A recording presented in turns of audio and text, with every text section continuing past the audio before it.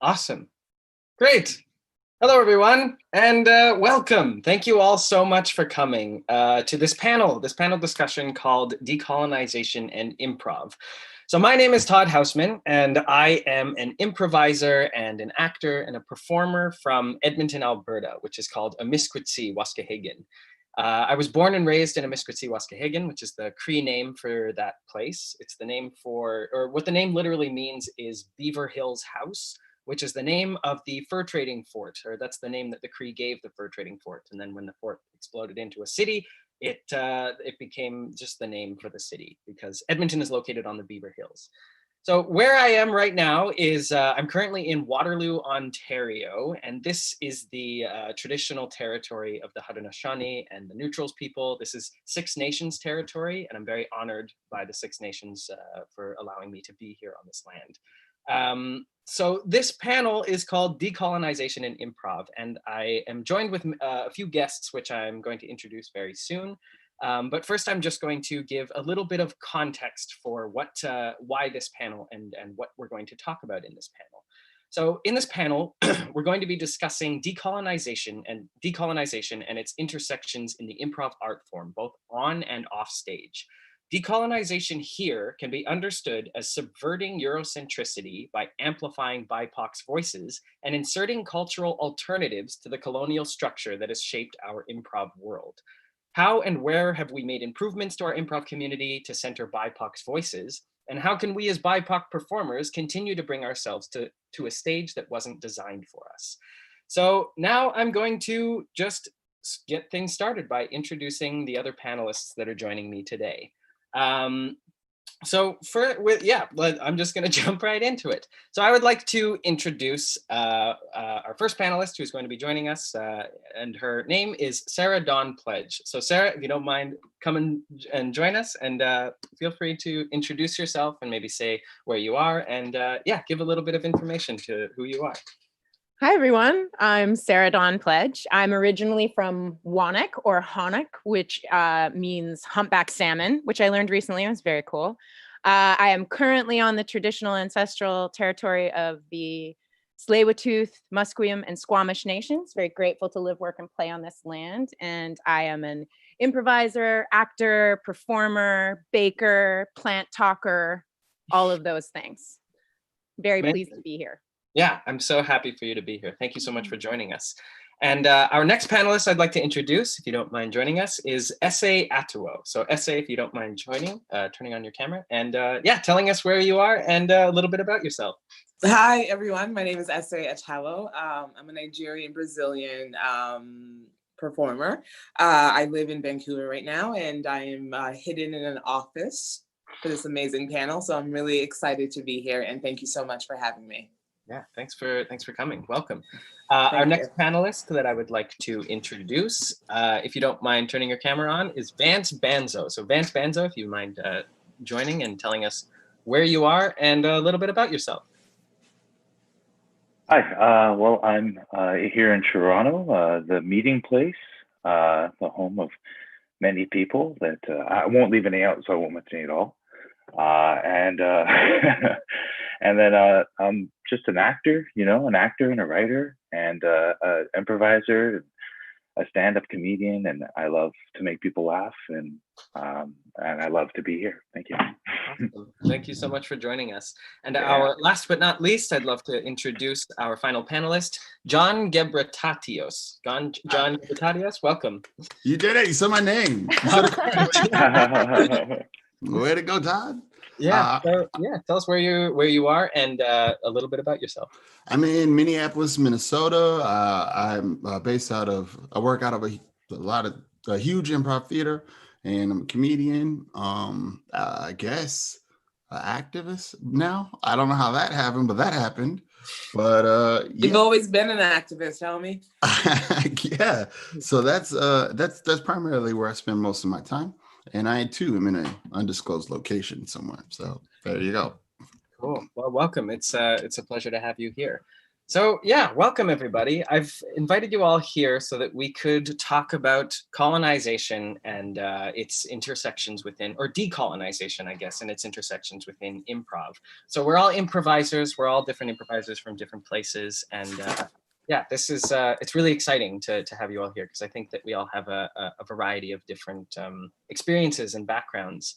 I think often colonization is so strongly associated with Indigenous people, but as I mentioned to all of you when I sent out the invite, which is just that, yeah, colonization has sent shockwaves to that has affected all people of color in this land on Turtle Island in many different ways, which kind of leads me to our first question, and anybody can sort of jump in to answer however they'd want.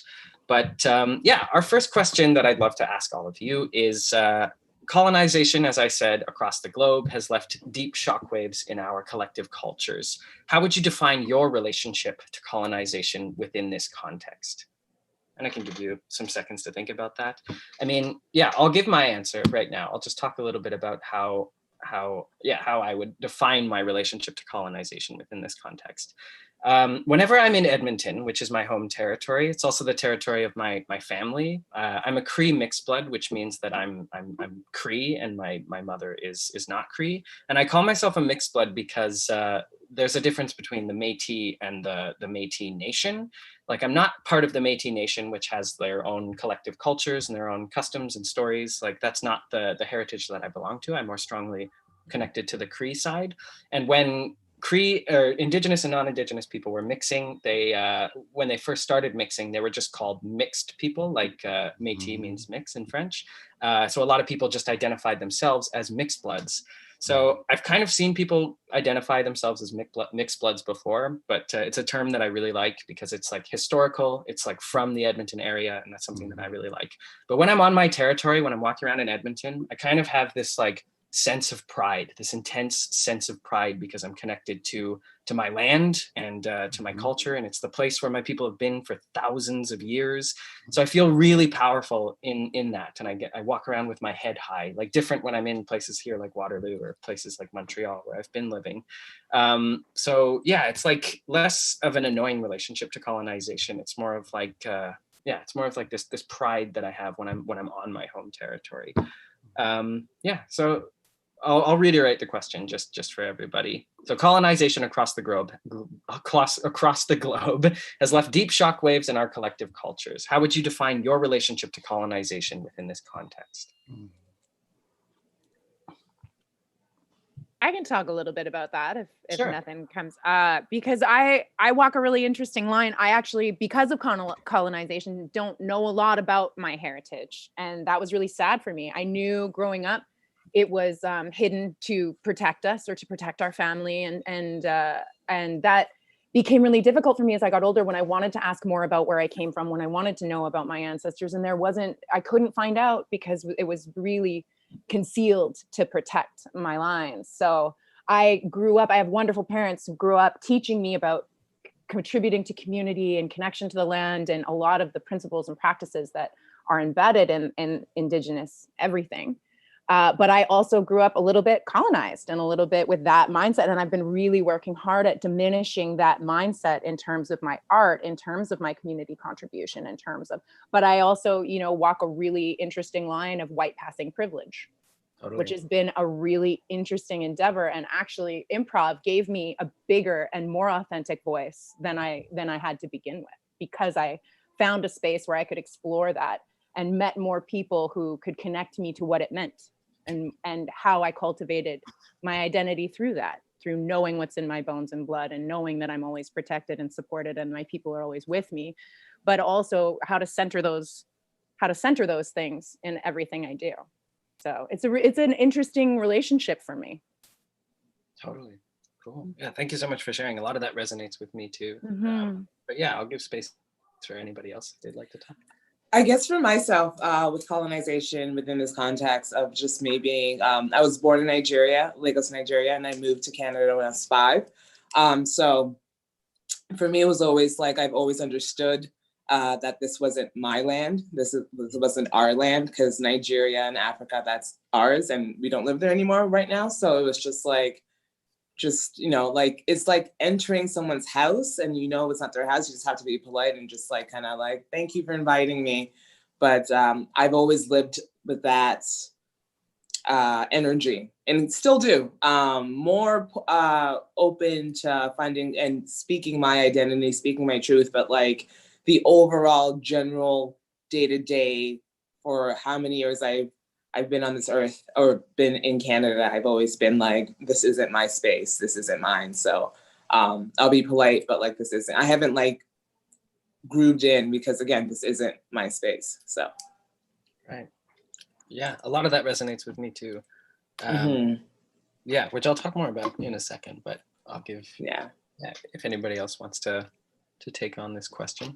It's pretty intense. Well, that's I feel very similar like that in Toronto, where I do feel like even though this is, my people come from not only 4 hours north of where I'm at, Sault Ste. Marie, like I don't feel at home in Toronto when I walk Toronto. I don't see anyone who looks like me out here, and when you do, we're talking again like in like a tragic circumstances, or you're just walking around, you feel for people, right? So yeah, I think a lot of Indigenous people, myself included, deal with identity crisis, and I've been dealing with it my whole life. What does it mean to be Indigenous? How do I present myself? Do I present myself enough as Indigenous? I'm Cree and Soto. I would love to be able to pronounce and say the name of my people as we self-identify, but I don't have those skills. So that's kind of my relationship. I feel that. Yeah. My story, my parents are from Eritrea. It's a country in East Africa, and it had a civil war with Ethiopia and was colonized by Italy beforehand. And it's constant. That country has been constantly trying to find a way to just be its own country, which it always has been, but it's constantly been having to fight these things. So my experience has been hearing those stories from my parents, but I didn't have. So after they did all that fighting and finally got their independence, coming to America was a trip because they lost themselves with either my mother's schizophrenia or my father's alcoholism and depression. So giving me the tools and everything else and the teachings from ancestors didn't happen. So I just came to America and thought I was Black. It was raised by Black people and Indigenous folks here. That was my point of view really until I got older and kind of went back to Eritrea and did homework and researched and was like, okay, I fully know who I am.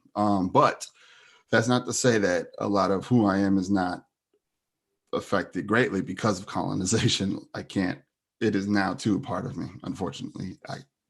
But yeah, and it just shows up every day, all the time. I have to make space to remember who I am in that regard. Totally.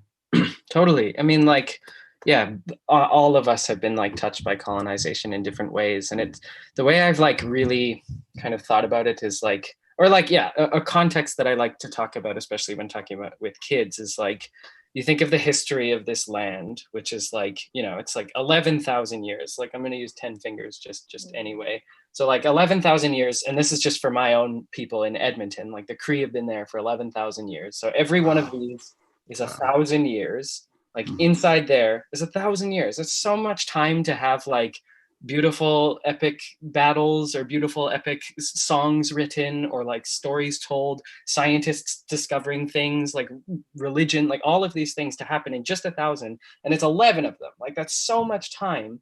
But then the history of what we talk about in this place is like, my fingernail. Like it's that small thing. It's like that is the history that we're taught about this colony, and that's why we call it decolonization, because Canada and Upper Canada, Lower Canada, Rupert's Land, the fur trade, the Hudson's Bay Company, like it was a colony.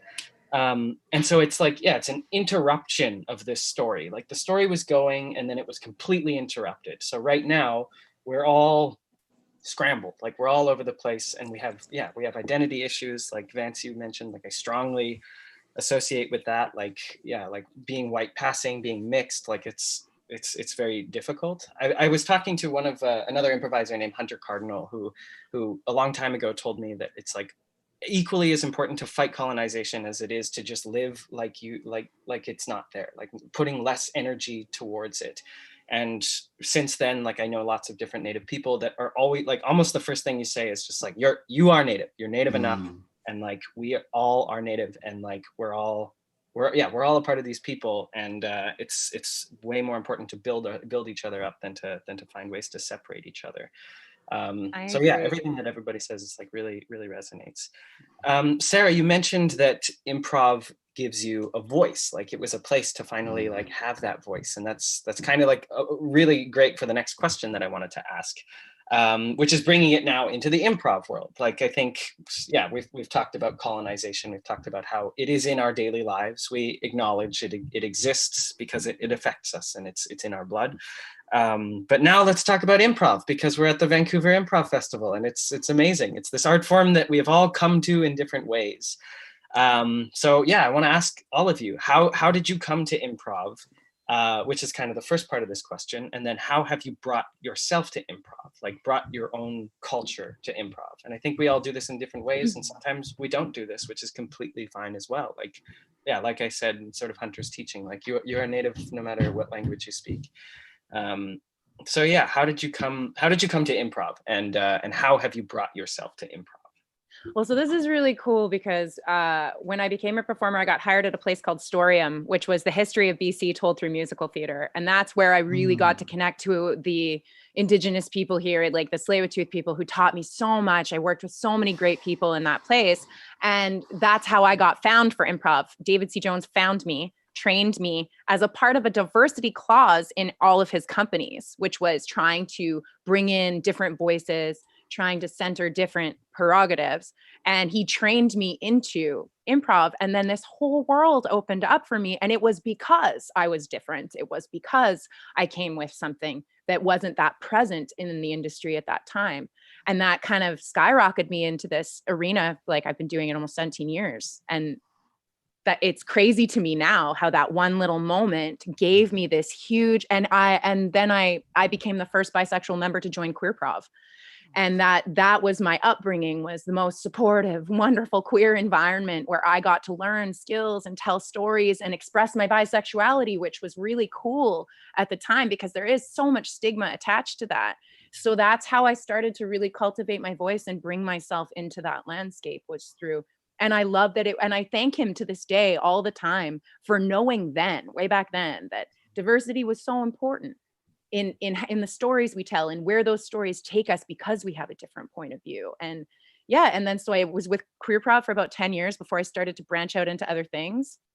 I played with the fictionals, I played with Vancouver Theatre Sports. That's where I became a teacher. I became the education director for Queerprov for a year so that I could give back and really try to center and bring up people who were not being reflected in our community. I was really like, ultimately, I feel so fortunate and so privileged to have been found, because I probably never would have gotten into that. I was like, even at the beginning, I was like, I can't do this. I'm an actor. I don't know how to make things up. That's not what I'm no good.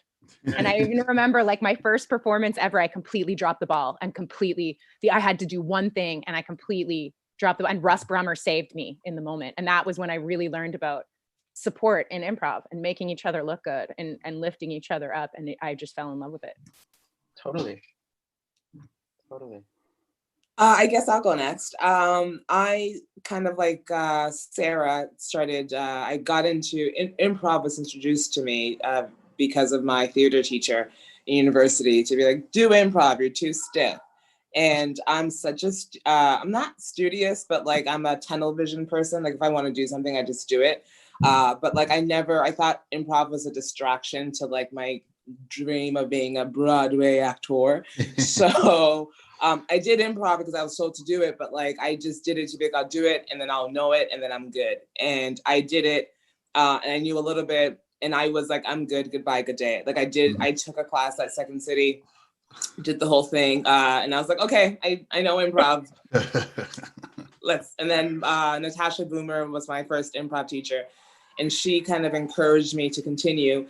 And again, like me being Nigerian and living in Toronto at the time, and even though it was diverse, improv has been from my entry and still is, it's changing, all white. So I walked into the space of this all white space, and not like, again, I'm used to being the only person of color in anything.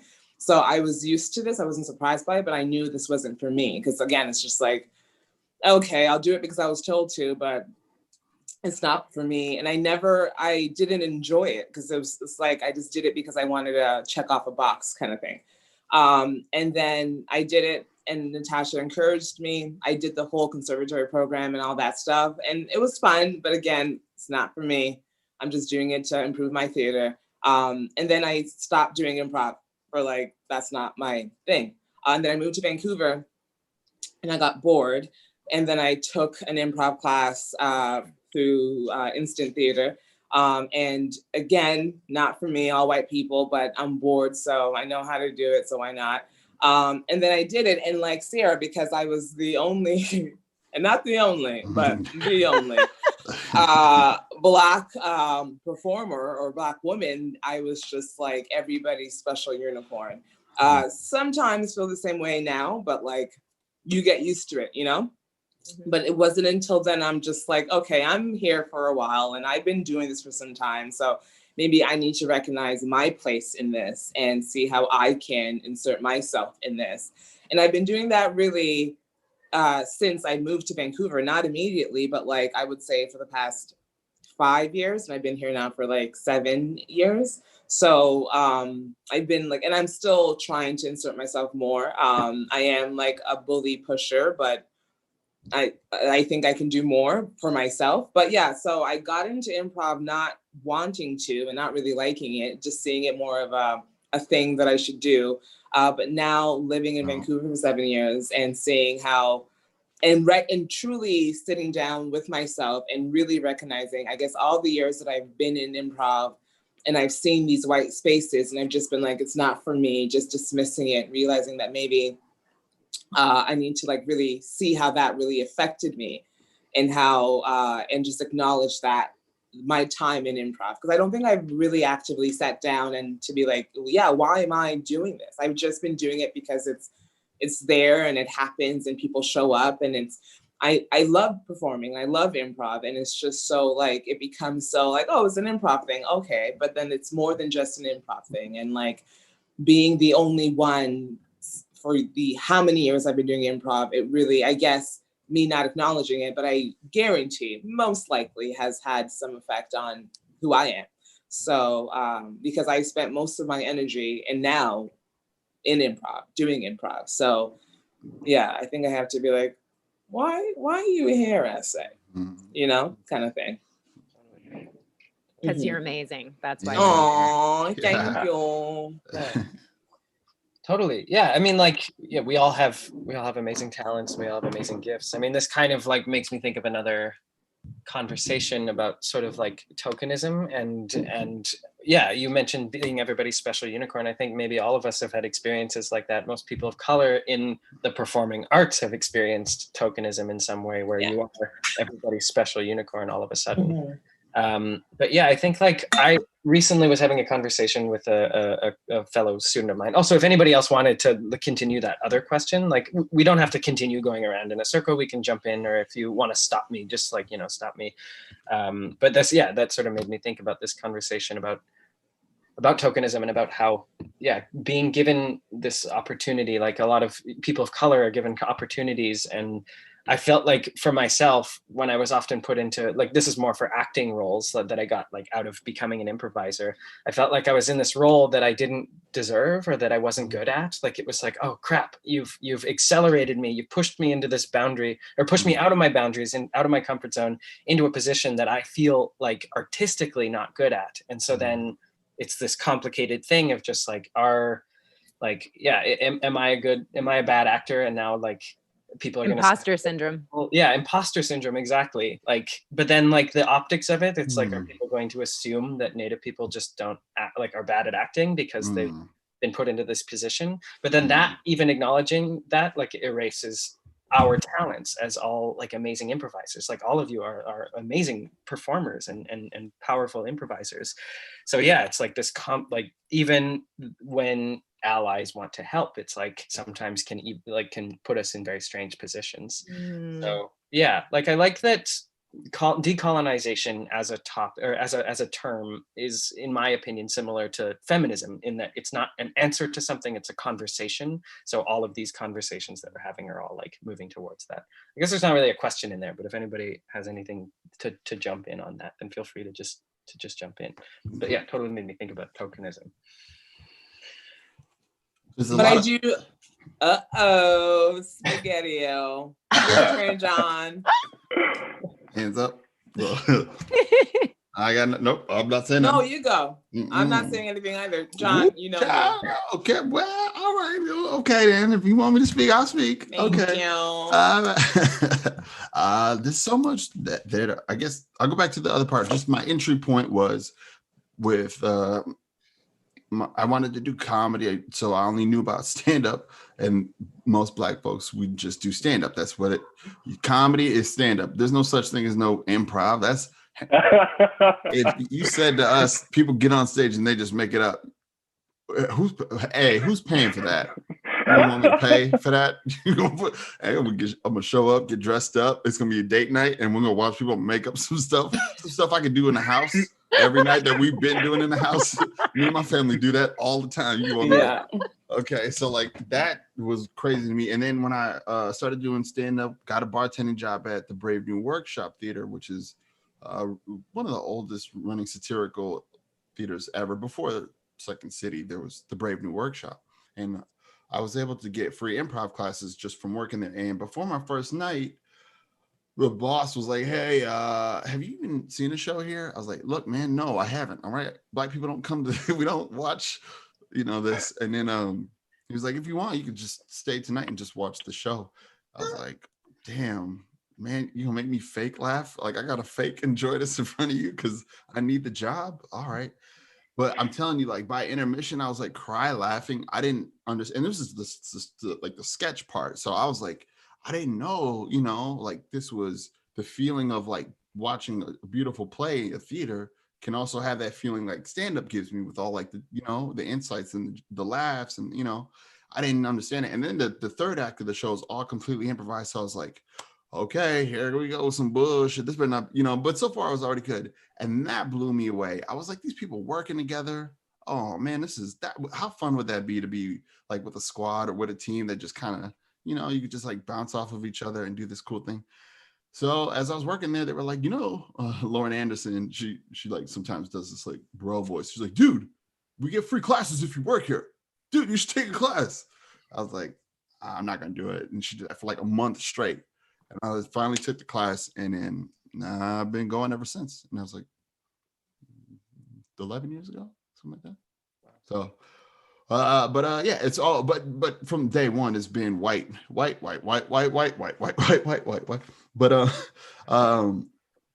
but I just had a conversation with someone yesterday about how my entry I've always had my guard up. I still do. I'm still working on it. I've never played fully open and free until recently with my all Black team and playing with like people of color. I'm able to kind of drown out whatever people are laughing at and not worried about them laughing at the wrong thing. I'm not having to worry about like whatever comes out of someone's mouth and how that could be, misinterpreted as like something wild, like some slavery thing. It's just there's just a lot of othering that can happen. So my guard has been heavily up, and that's I haven't had the kind of opportunities that I've noticed that other Black folks who just go with the flow and or like brown folks and then just kind of do what they do, and things happen and they get into like weird moments, but they kind of like navigate through it. And I know me, like if the wrong moment happened at the wrong time, I'm burning that building down. No, I'm not. I wouldn't know how to handle it. So I never have played fully and free up until recently. I've been working on that, and that, colonization will do something like that too. I fully support you giving yourself that space. Good for you for fully allowing that in. Thank you. It's fascinating to like, improv, this art form that we've all like come to. A lot of like, we acknowledge that it's quite white, and like I'd love to talk about that in a little bit, but like it has always had an open door. Like all of us have come to it because it's so open. It's about community. It's about building something together, which is like what attracted me to improv, which is like, my dad is a professional stand-up comedian. His name's Howie Miller. He's like one of the leading Indigenous comedians in Canada. So I've always watched him doing stand-up. Vance, I know you know my dad. Like when we met, Vance, you're like, I know you. I already know you because I know your family. And I was like, oh, wow, it's so cool. But watching my dad doing stand-up, growing up with that is like, it's very individual. And as soon as there's something wrong, like it's you against the audience, and that can be very hard on somebody. And then so I was always like, like it's not for me, performing's not for me. But then my first exposure to improv was like, whoa, we're just laughing, we're playing, like that's amazing, this is incredible. Like all that, my improv team all being white aside, it was still like this freeing thing. But what you said about like, not fully allowing yourself to fully open up is like, it's powerful. Like it resonates with me so much. And I've only recently sort of like been thinking about barriers. Like in theater school, we talk about like, stripping it down, like letting your heart out and everything.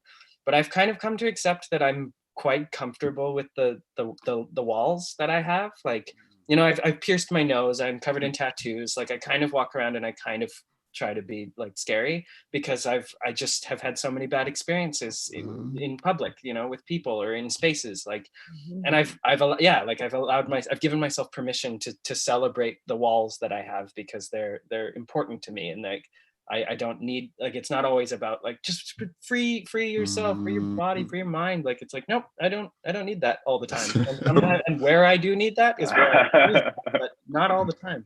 So I just wanted to like mention that really resonates with me. Cool. Vance, did you want to talk about coming into improv, or should we move on to? It's tragic. No, there was a car accident. I crawled out. I don't know how to tie that all in. So I started in high school. I went to a self-directed learning program in Edmonton. I grew up there with me and Todd were in the same area code growing up, but we didn't know each other. And I went to St. Joseph's self-directed learning. You just go get your course materials. You attend a class once a week, and then you have to do your learning. So naturally, just that's not going to fly with my brain. So I just ended up in the drama room all the time. And so I was down there just hanging out because I liked my best friend, just like doing the improv. And there's this game, I don't know what it's called, but it's like, well, I'm a tree. And then it's like, well, I'm a leaf on a tree. And then if I'm that got me hooked. It's called I'm a Tree. That's great. But I ended up getting laughs like from those short little games. And like, as soon as I got a laugh, it was just like, boom, this is what my self-esteem needed. Like, this is like, now I feel good, and so that got me really hooked. And then I guess colonization kind of put up the blinders to my thing, because I think about improv back then, I just think about having fun. But all the people doing improv with me, they're white, but my mind doesn't go there. My mind's not like, oh, everyone's white. It's just like, oh, we're all playing and having fun. But I'm sure I'm just like being othered all the time. Just like, it's okay. It's all right. I'm having fun. This is like, I'm good at this and I like this. I'm having fun. I'm not going to let anything bother me. I'm not going to let anything bring me down, because this is the feeling I want to chase all the time. So that's kind of like what improv is kind of came. It sounds like an addiction. Going over it kind of sounds like I maybe had an addiction to improv or laughter, but I do.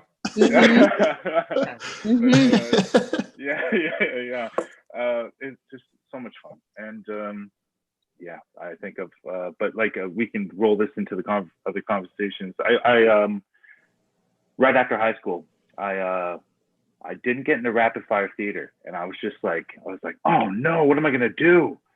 I'm gonna work at Bed Bath & Beyond for a year. And then I did. And then I got a job at Jubilation's dinner theater, and you got to serve in character, and you got to create your own character every month. And I thought it was a lot of fun.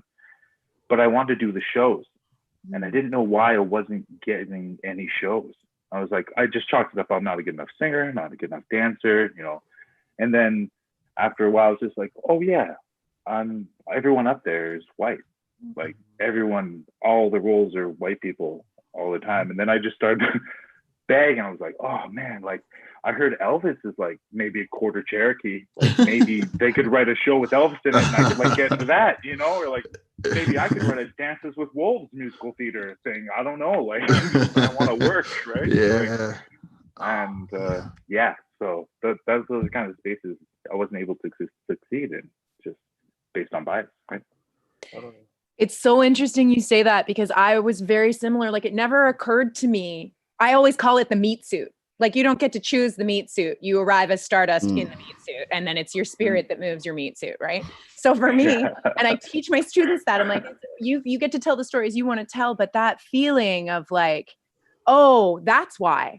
I always thought it had to do with my skill. Oh, I thought it had to do, like, even when I got treated based on how I looked, it never occurred to me that was why. I was like, oh, I wonder if I was rude. Was I rude just now? Did I, maybe I deserved that interaction. You know, it really resonates with me because I didn't think of it that way. And I grew up around so many different kinds of people that was never about this until someone pointed that out to me. Right. Mm-hmm. And I was like, oh man, I hadn't really thought about it that way. It's weird because like for me growing up, my parents are proud Nigerians, especially my father and my mom, but my dad wears that crown really high. And like my dad growing up, we never really got to watch a lot of white TV because he was just like, they're all white people. Why are you watching? Like he would honestly say that. All the shows that I would watch, he would just make fun of them or like, it's stupid, they're all white. So he was very like pro-Nigerian in Africa from the beginning. And so when I started doing improv, and I was doing improv not to have fun, but to learn for my theater. So it wasn't like fun for me. It was just like educational. And he was still like, nope, it's all white. Why are you here? Like, why are you doing this? So I had to keep my learning a secret from my dad. So he wouldn't like really interject with like, and he was right. I'm like, yeah, you're right, Dad. But like, they say I have to do this. So sure. So like, I've always like, just always recognized the whiteness in it because my dad was like, it's all white. Why do you care? Why do you care? I'm like, I don't, but I have to do it. But I love a Nigerian dad. Hands down. I love a Nigerian dad. Calls out. I remember after a show, my dad was asking all these questions like, why is this and why is that? Somebody at Second City heard that, and the next show they changed it because they were just like, oh yeah, it's wrong. So for me, like, just like, if I didn't get anything, he's like, well, it's because you're Black. It's because they're racist. So I've always known that. And so I've always had that thing of like, oh, I didn't get this because I'm Black. And that's always not because that's always been my answer and still is to this day. If I don't get something that I feel that I'm deserving of. And again, I'm a little bit egotistical, but still I'm always like, is it because? You know? Yeah, like I didn't happen until somebody said to me, I can't even remember who it was. Oh, of course you're here. Yes. And I was like, yes. What does that mean? Because I'm talented? Is that is that what you meant? Probably not, but that imposter syndrome as a byproduct of like diversity is so real. And it's like, I answered it by going to by doing work, like going to like, not that nobody doesn't do any work with it, like it's painful to feel that, but like going to theater school was my own way of being like, okay, if I'm going to be in these positions, I want to be good at what I'm doing. But then like, I don't expect everyone to do that. And also not everybody has the privilege to be able to go to theater school. Like it's totally, it makes us live colonially, like no matter what we do with colonialism, like it's always pushing back at us. I could say this now, but even now I'm at Huge Theater, my theater, we're going to have this transition period and I'll be the new executive director. And because of it, thank you. Thank you. But even, still doesn't matter if it's an acting role or a job, you still can't help but think like, did I not get that because I'm Black? And did I get that because I'm Black? And Mm-hmm. look, we could talk about it at my theater. Like, yeah, there is a part of it is because I'm Black. And there's also a part of it is because I'm who I am. And there also is, you know, so we can openly talk about that with people. It's hard to talk about that with the play or works of art, like when you make choices like that. So it's yeah. Yeah, I mean, we've talked a lot about like the improv world being white, which kind of leads me to another question, which I want us to have a lot of fun with this question, like work from the dream backwards. Like we don't have to work about how we get there, but like the dream, because like, yeah, improv is white because like Viola Spolin and was white and like theater was for white people. And like a lot of us, you know, either we're not allowed to leave the reservation or we're not allowed to enter certain spaces. Like the origins of theater as we know it, performance spaces, where improv comes from, the history of improv comes from this place that we weren't allowed to. So we're always like coming to it from a way later time. We're always coming to it from a place that's like, now you can join, which really that now like hurts because it implies that we weren't. But like in a super like imaginative place, like what would a decolonized improv or theater world look like? Like full blown like Black Panther, like Afro-futurism, Indigenous futurism, like what can you think of? Like what would it look like? And this is the dream. Like we don't need to tell everyone out there how to do it, but like what in your opinion build it. Yeah, build I was gonna it. say, maybe we do. Maybe we do. And feel free to do that, but like, yeah, like whatever you feel like. I mean, I'll answer the question for myself. I kind of wrote it in the questions that I sent to you, but like, It's good. Decolonized improv scene would be like, you know, feasting and partying and dancing, and elders would be there. There would be teachers, like old people, young people, all of us in this space. Like maybe the stage is circular. There's stories being told, and people can stand, people can sit. Like this is what in the theater world they call like relaxed shows, which for everybody else is like, oh, that's just a person of color show.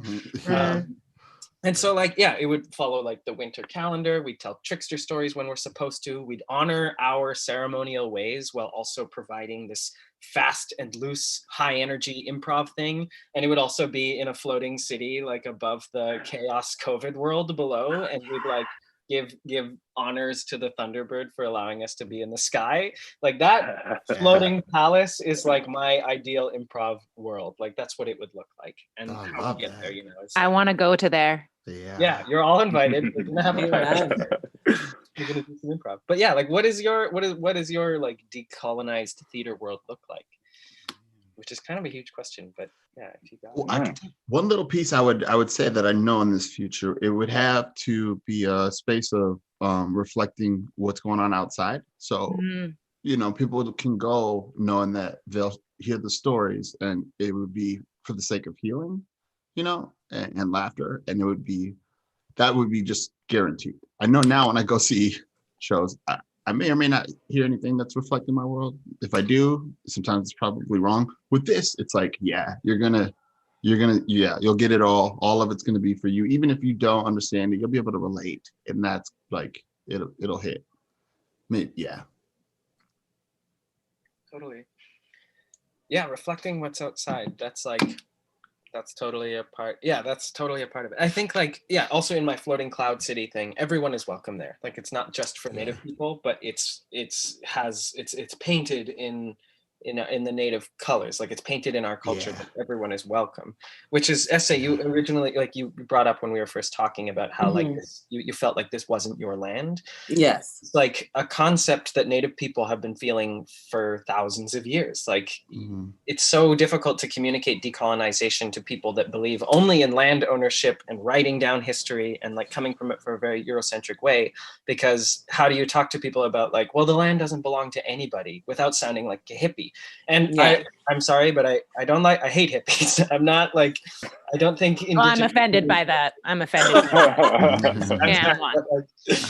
Yeah, I mean, like I identified as a hippie for a long time, but like, yeah, like I just believe like, you know, it's less about magic and it's more about like eco economy, like building a world that is completely eco-friendly and living in a relationship with the land that doesn't have to be in the magic world. And I feel like that really turns people off of decolonization because they believe it to be like mystical. And it's like, no, there's science to it. There's like community and like we have economy and political structures.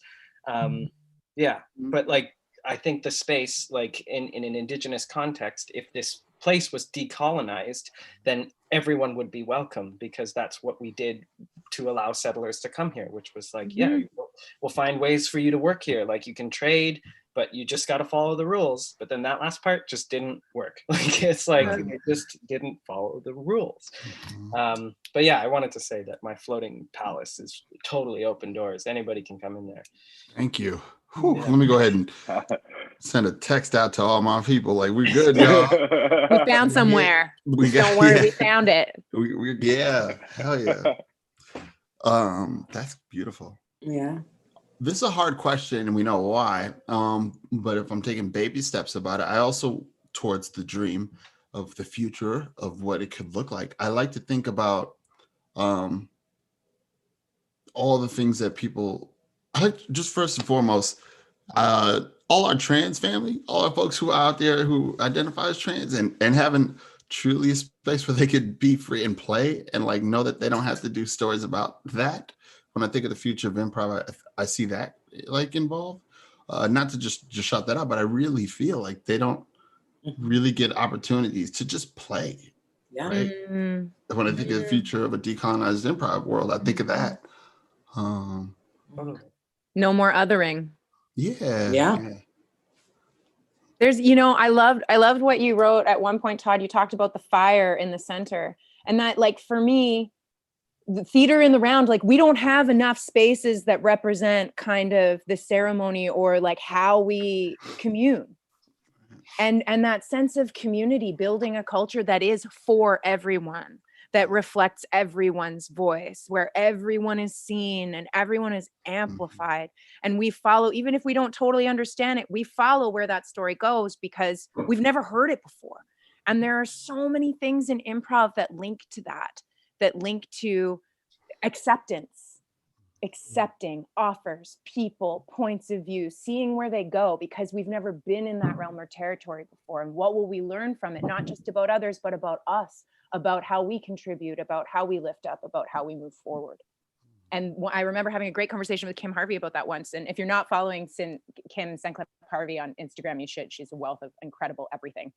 But she talked about there's no space here that reflects the kinds of things I want to build, the kinds of stories I want to create and share. There's no actual authentic space that reflects that. Yeah, I find it hilarious how, like you said, Sarah, improv is that's the definition of openness and space and community and connection. Like that's what it is. Yeah. And yet that's what it's not. And it's just so disheartening and just like, guys, do you not know what you guys are doing right now? Even the stories, like even in a weird world where we're all the same, it's like, even if it remains all white, even the stories that they're telling now is just bullshit, even for within themselves. So I'm just like, why are you guys, let's open up, please, Yeah, to add to that, so a friend of mine does a solo show. So when we think about improv, we associate, it's improv comedy. Like we're an improv theater. So you might get a show that's hilarious. And then the next show might be a serious drama. But it's all improvised. And I like to think in the future that we can all go in and understand that, like, we might just see something that's going to make us cry. And that's beautiful in itself. And that will be also just equally appreciated in that regard too. And then we'll always have food there, like some, at least hot chocolate at intermission, something, a little something. I guess among many, many things in my ideal world of improv, I would love to see just individuality, like different styles. I guess my frustration with improv is that like it all kind of looks the same. And minus the amazing works that other people are doing to be individual and to be creative and to show their a different artistic sides, but just generally how it's just the same. And I'm just like, ugh, it's boring for all of us. It's boring for you because it doesn't even challenge you as a performer, you're doing the same thing. And it's like, are you having fun doing this? You know? So yeah. That's what I think is so valuable about playing with other people. Like when I got to do that showcase with Essay and John, we got to do a POC showcase for the Vancouver Improv Festival, and things came out of me I didn't know existed because I was being offered a reflection I had never been able to have before. And that elevates us all when we have, and you said something to me after, I'm worried I went too far. I was like, oh no, I've never seen that part of me or that version of me. Yes. What was I saying? And Essay, you were so amazing with me. You're like, I want more of her. I do. And as soon as we did that performance, I'm like, I fell in love with you. Yeah, just watching same. you. And and since then we've just been linked. Yeah. Talent crushes on all y'all. Yeah.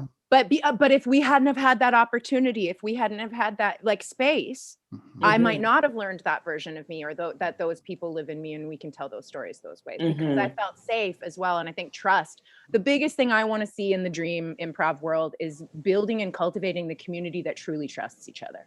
Yes, that's amen. The best work you ever see is with people who truly trust each other. And every improv exercise is built so that failure is safe. Amen. Yes.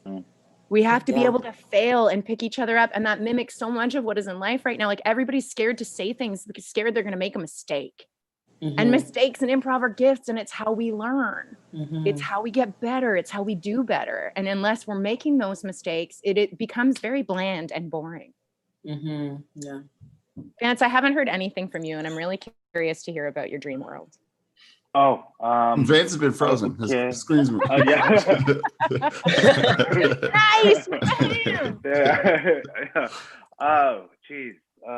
Big. I'm having a lot of thoughts here. I thought like, okay, powwows. They're already in a circle. We got the space. We got the drums. We got an MC. How come we're not doing live theater all the time at powwows? You know, like performance, telling traditional stories. I don't go to a whole lot of powwows. So maybe they are, and they're like, buddy, you just got to come, you know, we're doing it already. So, and I was thinking about, there was a scene that me and Todd did in Montreal, which I think about it a lot because it was so interesting. I'm in a troupe called Tall Boys, and we do improv, and it's game-based improv. So you're always like raising the stakes, but like all that stuff kind of bugged me. It hasn't really gelled with me because I'm like, I struggle with it. I always find I have to be thinking about like, okay, what's the game here? How do I repeat it? How do I take it and put it into this other thing? And I don't feel free. I feel kind of like I have to perform this way to get the laughs. And this is what improv is, unfortunately. And like, and tell good stories, of course, not just get laughs, you know. But yeah, it just felt like with my troupe, everyone kind of plays as like a structure to them, and they know how to do game and stuff like that. And I always kind of feel like I'm just throwing, you know, shit into the scene, you know, just big random stuff, maybe left turns, like what we can do. And it's like, at first I thought it was just like, oh, I'm just like a stand-up that likes to do improv. But it's like, I think it's like more about Nanabush, you know, being a trickster. Like that's like kind of like who we are, you know. It's just like, yeah, this is what it is, but it doesn't have to be like, let's just fuck shit, something up. Sorry, I can't swear. No one said I couldn't swear, but it's just my own little thing. And then, speak freely and authentically. That's what this is all about. You do you. Vance just apologized to himself. He just said, amazing. sorry to me. So have your own back. That's incredible. Anyways, yeah. And so when me and Todd did improv, it felt like two tricksters up there. We didn't really we were moving to different worlds. We were kind of loosely kind of following what we were doing. I remember feeling like, oh, this is going off the rails, you know, but we were just having a good scene, you know, a good scene. And it didn't have to be what they determined to be a good scene, what they were taught a good scene was. We were just up there being two strong individuals, you know, making an audience laugh. And I think that's something that's left out of improv a lot when you talk about good improv, you know? Yeah. So, and it's in the clouds, and it's right. yeah, Where we belong. Yeah, exactly.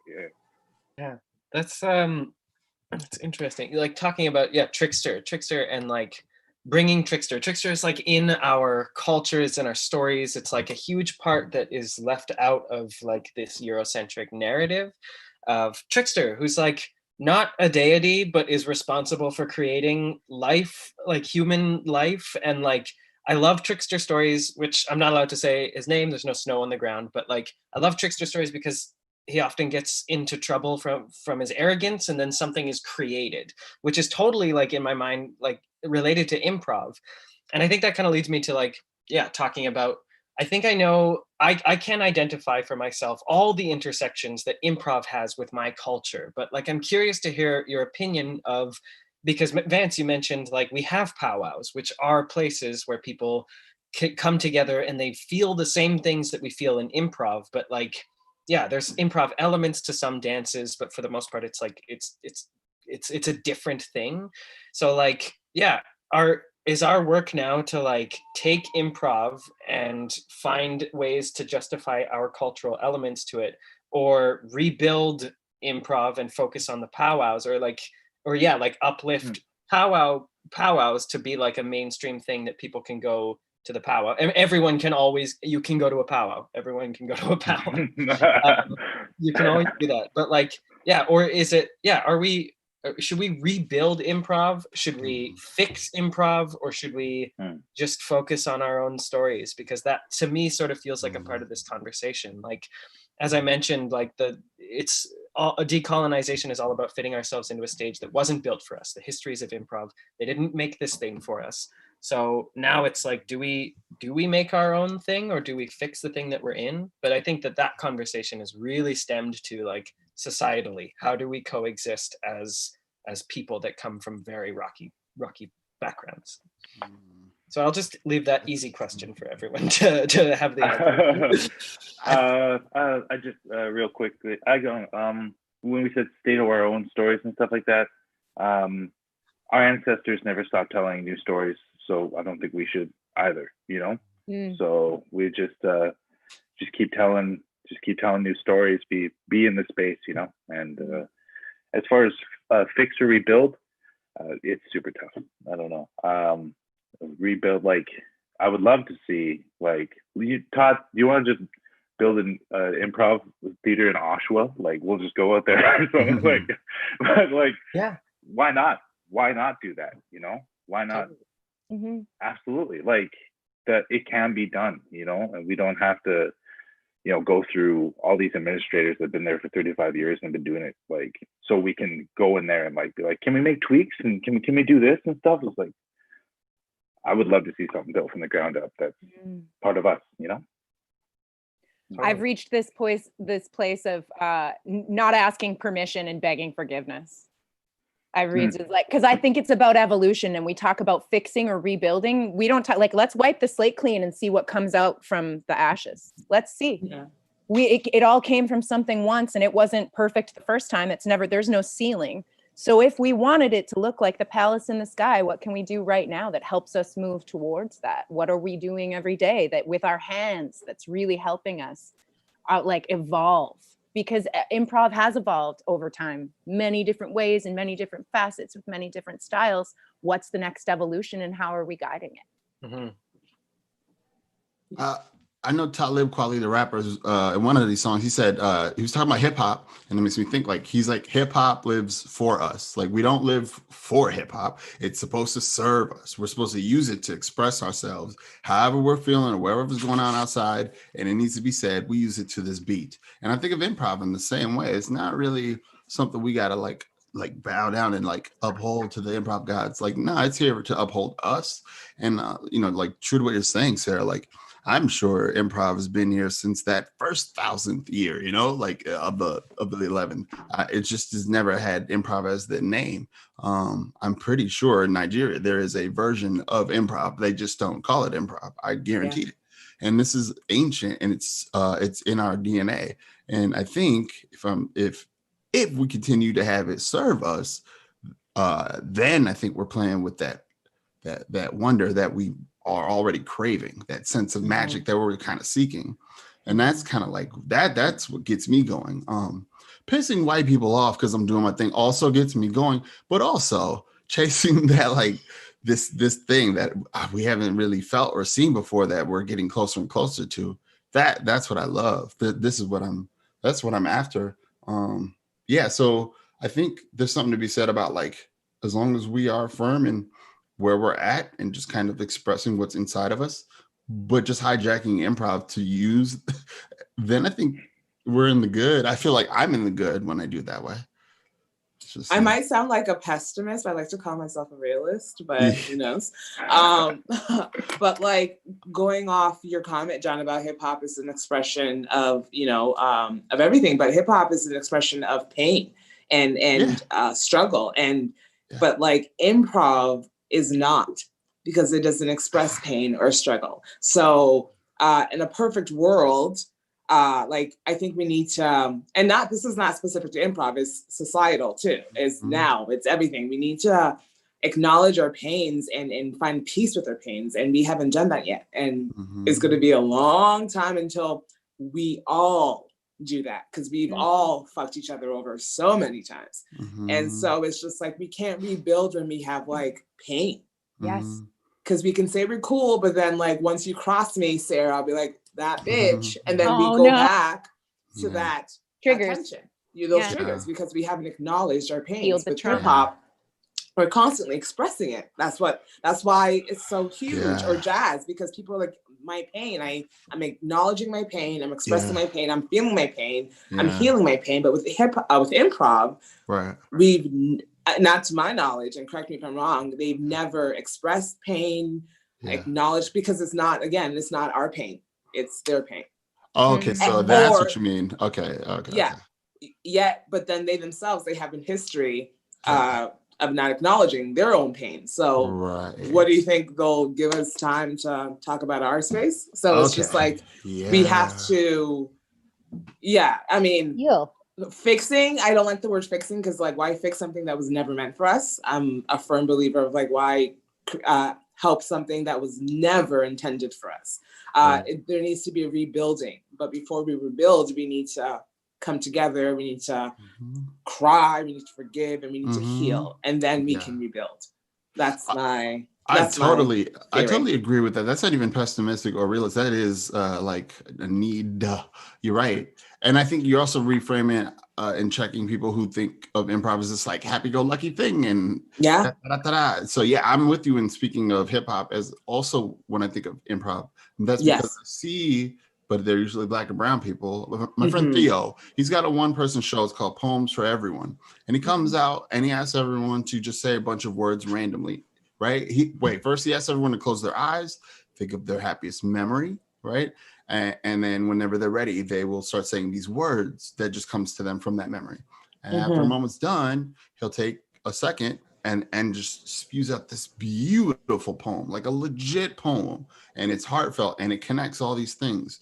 And then does that again with a song and, like makes a song relative to someone's beautiful story from a happy memory. He doesn't have to use the happy memory. That's just how he does it. But it's not a hilarious show. You're not going to go to that and think, wow, what a good time. It was so funny. But he has to facilitate and hold everybody's emotional sort of like weight in that room as he's doing that. I don't see this with white people though. So when I think of improv now, it has a bigger scope because of him and because of Blackout too. What we do is just like serious improv, like we just kind of sit and talk about real things, and then we might get up and play, we might not, I don't know, depending on the night. But in regards to like improv with white people and then having a future, that does need to happen. There needs to be a reconciliation together of some sort. Reconciliation, like also, like, this is unrelated, but I want to field like there's audience questions, so like anyone watching, like feel free to submit questions, and we're gonna answer some questions in a little bit, if that's okay with everybody. But we'll probably do that in a little bit. But I just wanted to connect a little bit to reconciliation, which is like talking about land acknowledgments. Like land acknowledgments is an attempt at reconciliation, and I think like land acknowledgments have gone from this like well-meaning thing to basically, acknowledge the pain. I think that was like what they were originally intended for, which was just be like, we stole this land, we acknowledge that, we want to start with that. But then it's kind of morphed into like an optics thing, like some people are just copying each other. Like I've heard land acknowledgments in Edmonton where they list off all of these nations that absolutely would have been like fought out if they were there. It's like this, you got to acknowledge, if you're going to acknowledge the land, you have to acknowledge the history of the land and the relationships that we as Indigenous people had with each other, and be brave with that acknowledgement. And yeah, it feels more like it's connected to a script as opposed to connected to what it actually is. But yeah, land acknowledgements at improv shows, like this kind of goes into that, like bringing our culture to these shows. And basically the question I have is like, can you acknowledge the land at an improv show? Because the audience's expectation is that this is a funny thing, it's comedy, and often whenever you acknowledge the land at an improv show, everyone gets quiet. So it's like, I guess the bigger question is like, yeah, how do you acknowledge that pain in a comedy show? How do you do that and bring your culture to a show free of bias when it's comedy? But then I think we've already sort of been talking about like improv doesn't need to be comedy. So yeah, I guess my question is just like, or it's not really a question, it's more of a comment, I suppose. But I love that came up though. I love, because some of my favorite improv scenes, you're so right, S.A., some of my favorite improv scenes are the ones that are emotionally connected, and they're not necessarily funny, but you're watching something exchange between people. And that's it's the essence of that I love. But I fought, like at my theater, I fought really hard for land acknowledgements actually. And I got told a myriad of things that were very frustrating. And I wrote one. I said I would record one. I got asked to do them often, but often I was the only person in the cast comfortable doing it. And talking about the comfort of it. And somebody who would push back would say, well, it's not funny. No, it's not supposed to be funny. Wow. Yeah. Well, it's uncomfortable. Wow. Good. You should be uncomfortable. Mentioning this is acknowledging where you stand right now. The only reason we are able to stand here and do this work is because of that. If you are unwilling to acknowledge it, you shouldn't be here. You shouldn't have that privilege. And I really, really worked really hard trying to like, and every time I hosted, I would do one. And there's a way to do one that is fun and light and brings things from our culture into it, the joy, the laughter, the connectivity. Like, it gave me an opportunity to look into people's eyes and say, hey, do you know where you are right now? We are so grateful and lucky and fortunate to be standing on these people's lands. And thank you for having us. Thank you for being stewards. I think that kind of acknowledgement lays a base of really moving forward in a meaningful way. Where are we standing? I loved hearing somebody talk about the word BIPOC and how this incredible Indigenous matriarch will say, IBPOC, because look at where you're standing. And I'd never thought of it that way before. And I was like, all of those letters matter, and but for her, it's really important to acknowledge where she's standing before she says anything else. Yeah, I love that. Oh, sorry. No, please. Go for it. Me growing up again in Canada, Ontario primarily, again, truthfully, there wasn't any Aboriginal studies. I mean, I probably did it, but it didn't stick with me, at least. And then when I moved to BC, and then when land acknowledgements were being now implemented in shows, I again ignorantly said it because I had to say it, and then said it. Okay, the show's happening, and kind of moving on. But a friend of mine who is a counselor, or a counselor at a youth group, told me about personalizing my land acknowledgement and saying where you're from. And then I said it, and he helped me out with the script, and I was reading and then finding out about myself and knowing about myself, but knowing about where like my ancestors came from, and the fact that I'm saying, hey, I'm S.A. from born in Lagos and from the African land, and now realizing that like my ancestors, to even be like, I'm standing on land that like when we were originally, who knows, I don't know, but like I've traveled, like my ancestors, my background has traveled to be at this spot right now. And it was just so beautiful to be like, wow, I am on somebody else's, like, I realized my footprint on this land as soon as I acknowledged where I came from. To be like, oh, I came from there and now I'm here. That's awesome. But yeah. I love it now because it makes me connect to the world and through the power of travel, which we've all experienced. True, it's a connector. Yes. I wish we had. I wish I could go into this way longer, but because we just have never had anybody in my theater, I'll just say for my theater, we've never had in America, we say a Native person, or Indigenous person say like, yo, John, why don't we do a land acknowledgement? Why don't we do that? So I've only experienced white people that have wanted or talked about that happening, and not, directly asking, but just roundabout maybe curious about it. And I've always felt like in this context, it would just feel like a weird pat on the back, because there's so many things that we are fighting here that are like in relation to what Native people have been like fighting for, right? Like we just had a lake that was finally named Bede-Makaska, was named after some old white guy who was horrible forever. And then even that was like a fight, because once we did get it named to Bede-Makaska, there was another thing like almost passed to get it named back to his name. And it was like just a constant fight. So and I just like wondering if, maybe I'll go back and I'll open it up to my Native friends and see if this is of value. And I would love to hear someone because I just feel like I can't see it true to myself in my heart to just go ahead and move with that initiative without it feeling like it's going to be received incorrectly, until I have it come from someone who's Native here that says, no, John, I want this. Let's do this. Then it's like, great, let's do it. Because the last thing I would hate is for it to land and be harmful, and for someone to be Native watching it, be like, what a fucking pat on the back. Okay, good for them. Yeah, way to acknowledge land. It would come off insincere until I felt like I knew it came from someone who was Native here who said, no, that would be a great way to honor everything that I believe in. So, I mean, even just hearing you saying it, Sarah, makes it change shape.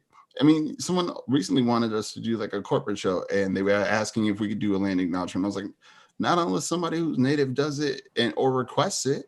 I'm not about to do it, because like that's just, now I'm a Black person telling white people we're on Native. What the fuck? But John, why not though?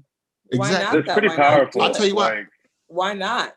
I'll tell you why. Because that we still have a lot of other fuckery to acknowledge. To jump right to that would mean I would have not acknowledged corporate America and our Blackness being used for this like show. And now, right, there's so many other steps for that show that needed to be addressed before we could just jump right to. However, it would have felt like now all of a sudden Black people just jumping into middle America whiteness. Who fucking cares though, homie? Because it's like, then it's like putting a timetable of like, we'll get to this one tomorrow. It's like, if you have the opportunity to do something now, then do it. That's how I won't like. Also the other part, there was the other part to it too, is the authenticity part. It was like, I'm not about to like,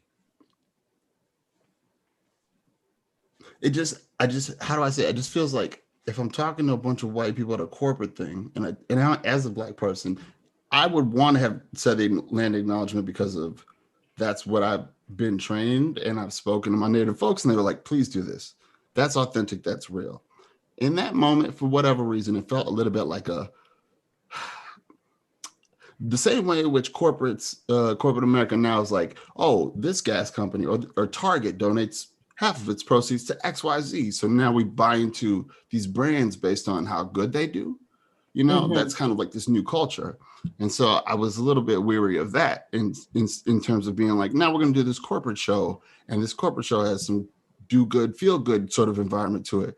And I want this to really be really real. So if I do that, it has to come from a place of like, no, I know the people. I can tell you their name. I can tell you their grandfather's name. I can tell you exactly how the story came about. And that's where we're at and how we're here today. I wouldn't want it to just be like Christopher Columbus, Pocahontas, and now we're here today. And that to me would have been, you know what I'm saying? Like, I didn't want to pitch just some like thing and they'd be like, we did it, goodbye. If I do it, we're gonna spend some time about it. And yeah, I'll make it funny. Yes, it'll be great and it'll be authentic, but I didn't want it to be just like a microwave package meal. I like that you're speaking about consultation and authenticity, and I think that's incredible. And all of your feelings are valid. Both sides, it's all valid. And the one thing I want to offer in this is, if we refuse to do it because we are not that, or it's not authentically that, or we don't think we can do that, it lays the burden on us to continue to do it. And that's what happened to me. I was constantly asked, hey, can you just do this real quick? Even if I wasn't in the show. And that, to me, it became my mission to make everyone comfortable acknowledging where we were. Not because it was authentic, but because it needed to be done. Because that's how we move forward. And if I can teach everyone how to say these names. I can make this comfortable for, are you not actors? Are you not people who can memorize the script? It's 3 lines, and each of these words matter. And then you're sharing that space with me. You're holding this burden with me. And I think that's where land acknowledgments kind of became really real for me, was everybody's going to hold this weight together. Everybody's going to sit in this room for 10 seconds and really feel what it means for all of us to share this. But I love this discussion because and I know I spoke with so many people who are like, I'm just not comfortable doing it. Yeah, it's not comfortable. But yeah, John, I really I think there's a very cool intersection going on here. And it really makes me think of my opinion of BIPOC versus IMPOC. I mean, two things. One thing, BIPOC sounds better. That's just my opinion. It's easier to say. And the second thing is that it doesn't matter where the letters are. You're speaking them in a circle. So I don't care who is first, but we're together, and that's what's important. Because if you commodify things in a hierarchical thing, then you're kind of going in a colonial way. But if you think of BIPOC as a circle, it's we're all in this together. And then that kind of leads me to talk about John, you talking about not wanting to do land acknowledgements because you have other things to acknowledge before that. As a Black person, skipping this history to a different part, that really also makes me think. Also, and then not asking my Native friends, yo, do you need this? Do you want me? I didn't do that part. So I felt a little bit like, white man told me to do this.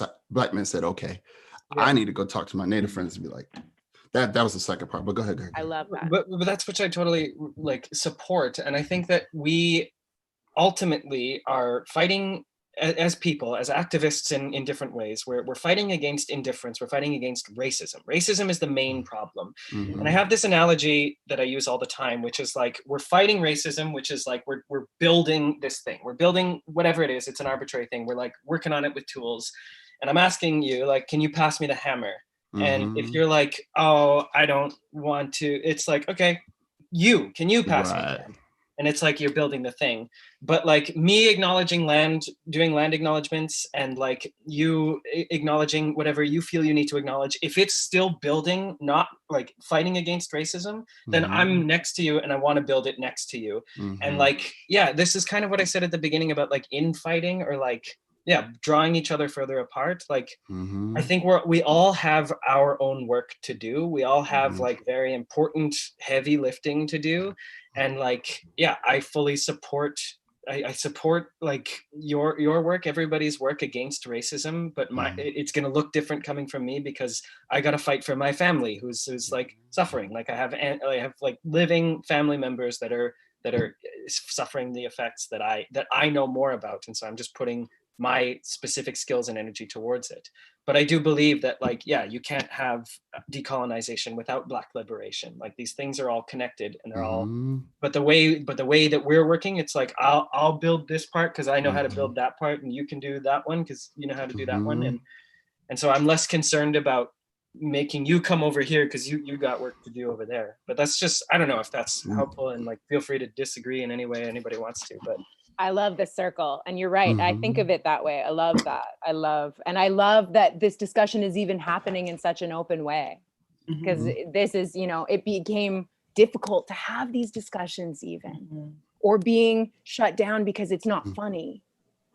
So all of that really resonates with me. And I love, and all the work you're doing, John, is amazing. I've been and I'm only seeing bits and pieces of it on my phone, but it's important, and we're all going to go about it. I love that, Todd, in our own way. And I love the pass the hammer. I love that, because we all carry our own bag of hammers too. Totally. Yeah. Vance is frozen. No, I'm just kidding. No, just listening, learning, taking it all in. there's this sketch done about land acknowledgments done in theaters and stuff like that, and then a white woman stands up, is like, well, are we donating money, or are we doing this, or what are we actually doing to help out Indigenous people, which is a fair point, but it doesn't acknowledge that the Truth and Reconciliation Commission did 94 calls to action. So it's like, we're always talking about land acknowledgements. It's like the Truth and Reconciliation Commission was like, all right, do land acknowledgements and we're good. We're good. We'll get there in a little while as long as we're doing land acknowledgements. But there's so much work to be done. And I don't, as far as like putting them in comedy shows, I don't know.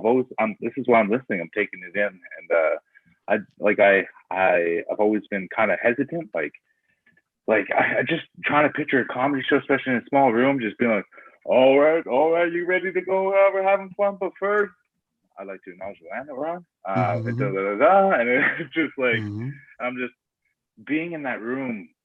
I know if that were to happen, it would be odd and it would feel othering for me, like everyone looking like, oh, there's a Native guy in the room while we're doing a land acknowledgement. Like, I've heard some pretty powerful stuff about Native people standing up during land acknowledgements to show that we're not dead. We're not gone. We are here. We are beside you. We are in the same room. So I've always been, I guess I've never seen it. It's never happened at a comedy show. So I'm just like, what would it be like? And that's where my hesitancy comes from, Because I would feel very put on the spot. Sorry. I cut you off, but I love that, because one of my favorite things when I have done it is I see people raise their hands in the audience. Cool. And I'm like, and that for me, it shifted everything for me, because it wasn't comfortable the first time I did it. It did feel weird and othering and put on this weird platform. But when I saw people nod or take a second and close their eyes or raise their hands to me, I was like, nice, you know what? This matters. At least, and in that moment to me, more so than I had thought it would have an impact. But I love hearing that. It's true. It is very weird in small rooms. It's an interesting thing. Yeah. I'm gonna definitely go and ask Rihanna Yazi, who's the owner of a new Native theater out here. She owns her own theater company, and just kind of like see what she says and see what my people out here say. I mean, based on what you said, I'm definitely gonna do it. I just want to get the green light from them, because sometimes what could be okay over in this area may not be cool over here in this part of the world too. That's like a thing. So I don't, like the Southwest Native community behaves way different, generally speaking, than the Midwest, Native folk. So and that's like, that's like cultural differences, and then also different histories of colonization. Am I frozen? I'm probably good. Oh, you back. You back. I'm back. But I love that, even that awareness, John, that awareness that there is work and consultation in that area before you're willing to take it on authentically. Oh, I applaud that 100%. I have okay, I'm going to move on to an audience question here, and it's an important question, because I think for the people asking this, and two people have asked this question, I think it's fundamental for understanding what we're talking about in general. The question is, how can anyone not be affected by the idea of who belongs, who is home, colonizer or colonized both? So this question, I'll say it again. How can anyone not be affected by the idea of who belongs, who is home, colonizer and colonized both? So this is interesting to me, and it immediately sort of makes me, I've been looking at the question. If anybody wants to jump in right away, but what does it mean, sort of Todd? just, it what makes is the question? Yeah, I'm confused by the question. Somebody else had asked this other one, and it's kind of similar. When and where do we start feeling like home, or like we have the right to belong? This kind of tucks into what you were talking about, Essay, like these spaces aren't built for us. This, like that is real. It's a real thing. Yeah. Home. But I sort of like what it makes me think of is a little bit of just like, all human beings go through the same struggles. And I think I just, in terms of this question, want to acknowledge some human beings have their languages written in the history books. Some human beings have their languages and their heroes in their culture as statues all over the place. Some human beings have their their historical ancestry, like paved on the streets and on the walls and everywhere, you know, like which is a European ancestry. If you're living in Canada, it's like colonized by, you know, very Eurocentric ideas and things like that. So that certainly can contribute to if you feel like you belong somewhere. And when you don't identify with those statues and those names, those street names, the language that's spoken, like I speak English right now, not out of choice. Like it wasn't given to me, and it's not, this language wasn't developed by my ancestors. So yeah, like I think like part of this question is like some people get to feel home whether they like it or not, and some people don't get to feel home whether they like it or not, because we're born into a colonial system. So that's like what I meant by the context of the whole conversation. Is I think I wanted to say that about this conversation or this question, but if anybody else has anything else to add, please. Yeah, I'm not sure if I. Oh, go ahead. No, ahead. You go. No, you go, Queen. Go ahead, Queen. I'm not gonna go. Look Queen. at the support. I guess I was gonna say, like, I guess if a sports team has your people as the logo, that's a tell.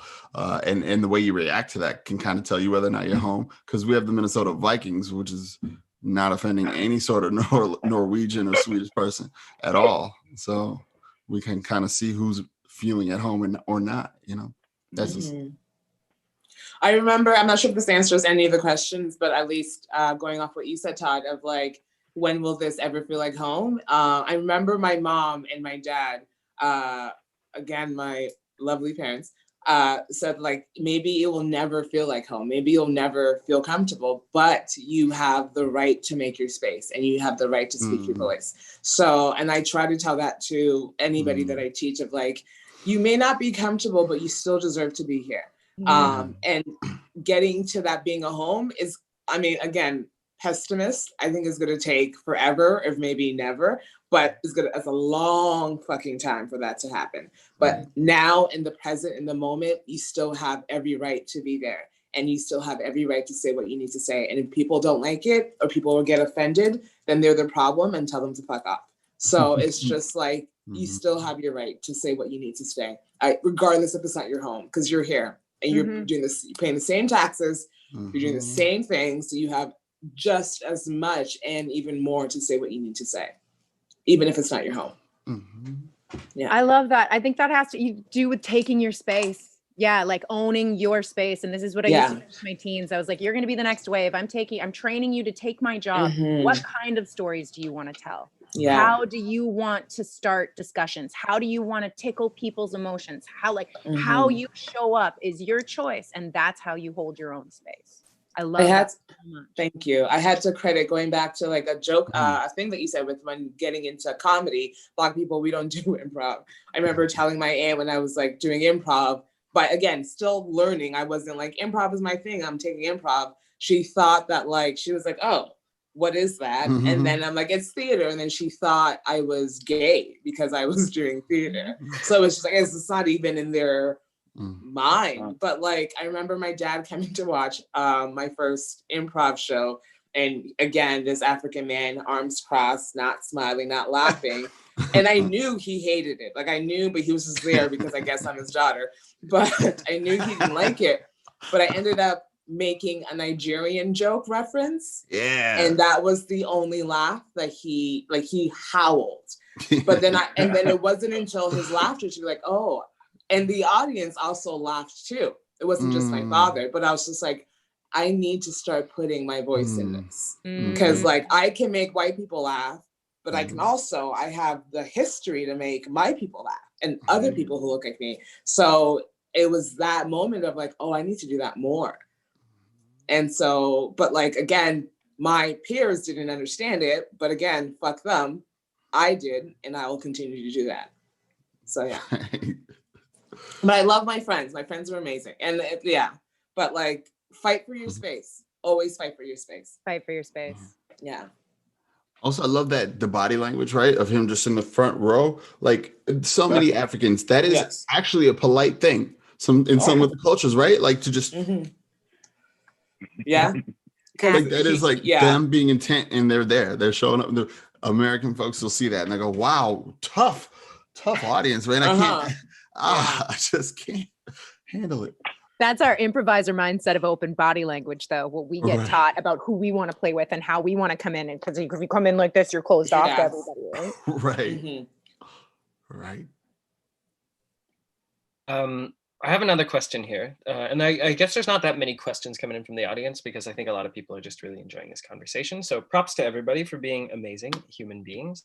But this question is, what is your relationship with the English language and language in general? What does language mean to you and your identity? When will we have Babel's Fish Improv or Babel's? I'm not sure. That's a biblical reference if I'm not mistaken. So yeah, that question. I actually am going to take this one because I love, I'm such an emotional person and I love body language and I love watching people, and we say so much without saying anything. But like before COVID, I had a conversation with a friend and I wanted to write, and I don't know now because of COVID, but like I wanted to do a piece about like just gibberish or no language or another language that isn't English, either any other language that wasn't English or gibberish, and just and people who are from different speaking languages, and just have us tell a story with our bodies and with our emotions, because that is the number one language. And I'm hoping whoever asked that question, that will be soon, because it's been like my dream to see a show where no one speaks the same language and have art. Yeah. Oh, I saw a really cool example of that at the ITI, actually, because there was international players from all over the world, and I got to audit a few workshops, and I was in this workshop watching, and the instructor was speaking with two people. He's putting them into an emotional scenario, and one of them was getting caught up. You translate in your head. Anybody with English as a second language, like, you're always translating. I always took extra time with people I was teaching with that, because it makes such a difference in how fast we're doing what we're doing. But he was of Japanese descent, I believe. And he's like, just do it in your language. He's like, you're stumbling. Just like, be present and passionate. And watching that scene was the most delicious and glorious, because he just got to fully embody everything about him in his own language. And the other improviser just took everything he could see and made a story out of it. Yeah. What all of us could, but we could see him, we could hear and understand everything he was doing physically, like you're saying, Essay. And it was so authentically him. And then I was like, I want to watch every scene now with just people in different languages and see what new territory, new realms, like wow. And it was so beautifully physical, and that's the base of what we do.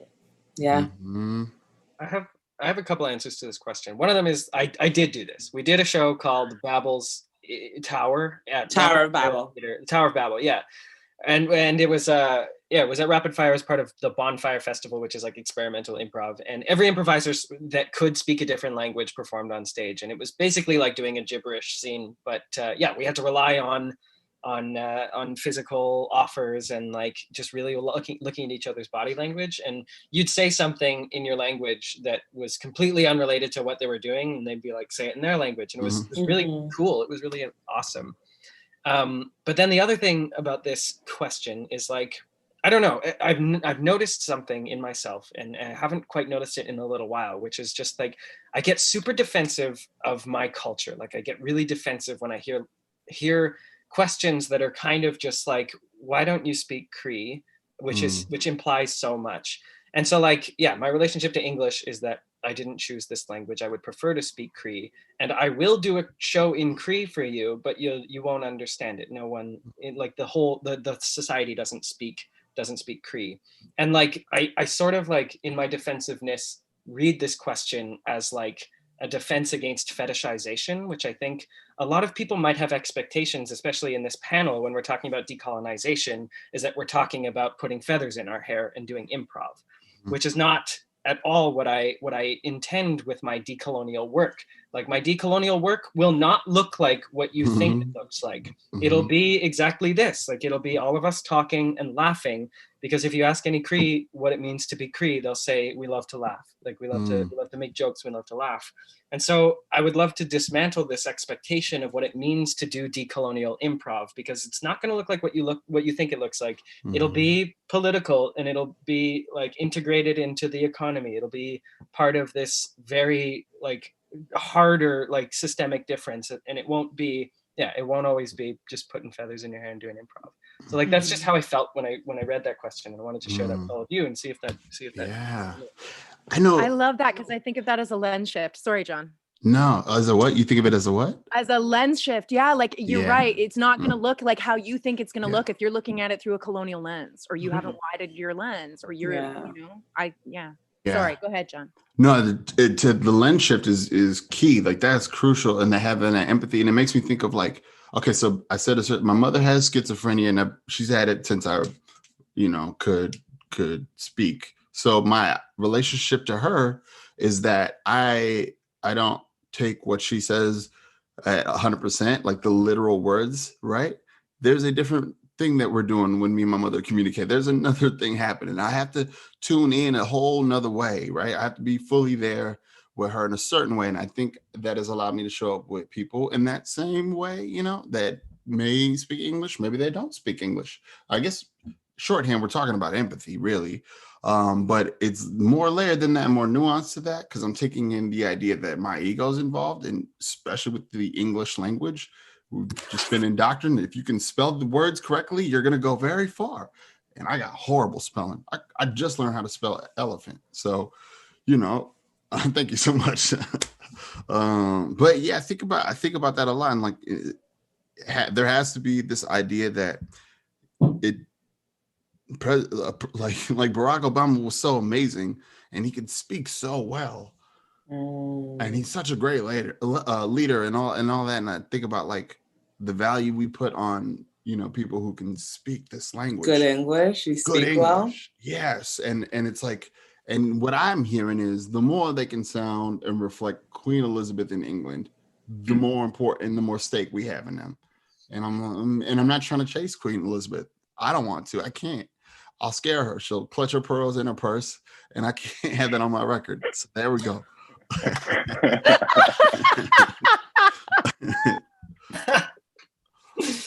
Love that. So good. That's so interesting. I've gotten that before. Like, you speak so eloquent, or you are so like articulate, which is so offensive, and like, but something that I always say in response to that, like the way I speak is influenced by my love of Lord of the Rings or reading Tolkien or whatever. And like having a dad who grew up like also in a colonial place. So he loved sci-fi and fiction and all those sorts of things. So like that is why I talk the way I talk, and I don't sound like what you think Native people sound like or whatever. But like it takes the same amount of energy for me to articulate the sentence, I don't like racism, like however I'm saying it. It takes the same amount of energy as it does for certain people to be furiously yelling like that. We're both doing the same thing. We're both giving you the same thing. So if you're listening to me, you better listen to them too, because we're doing the same thing. It's the same thing. Cool. So we're coming up close. We have 15 minutes left in this panel. And before you go, I wanted to ask Van about Tall Boys and how y'all do language, because I've seen you guys in this two different cultural, relatively speaking, like you got some black boys and you got some brown boys, right? Yeah. And yeah, right, that was the alternative name. Yeah. You got some black boys, you got some brown boys. I like that theme song. Yeah, well, we're all English speakers. Franco speaks, he's Vietnamese, so from South Vietnam, so he speaks that dialect. And then you have Guled, who's his family's from Kenya. Well, he's Sudanese and his family's from Kenya, and so he speaks a little bit with his family, with his dad's side and everything. And but they're mostly English speakers from what I understand. And then there's Tim. Tim's he's Caribbean, he's Jamaican via the UK, strangely enough. It's pretty cool. I found out about him. His family's from kind of up there, and English speakers as well. And then myself, my grandmother went to residential school, and then like most of our families, and and the language kind of got taken away through that. So yeah, we're all kind of thank God we all speak English, like just in the sense, like I think they're so funny, I think they're so wonderful. And but yeah, language is I think I answered your question, man. It's something you said that you did. Like, have you guys, have you observed, like, wow, when you're in this group, you're like, wow, we're coming from wildly different points of view with our language, right? Just how we're using English is going to be different. And white people wouldn't know that. They're just like, oh, it's just some black and brown boys. But inside the group, y'all know within the group, y'all are using different like styles and just coming from, you're switching codes within your group, I'm sure. Yeah, it's very cool. You feel, I feel very, I don't know, I feel welcome there. Like when we speak, I don't know, like when we're all speaking, we listen to each other. Like our body naturally fights the colonial tongue. We don't like to push our T's and C's and H's. Like we're all rounding our consonants. Like we're all just, because it's natural for the way we speak, that's the way our bodies, we have tonal languages, we're not all up here in the nose and to talk like that, right? Like we speak back here, so I think maybe that's an unconscious among us, that we just enjoy each other's voices, because of the way we speak. Yeah. Thank you. That's why I wanted to know that. Yeah, that's awesome. That's beautiful. That's a great feeling. We're all more connected than we even, because the connections that were showed to us are just like the connections that the white man tells us that we have or whatever. Like we don't spend enough time with each other, like loving each other, embracing and looking at each other, and just like we're more the same. Sarah, you said it before. It's just a very beautiful sentiment. Yeah. We're all connected. It's an interesting thing that we separate ourselves.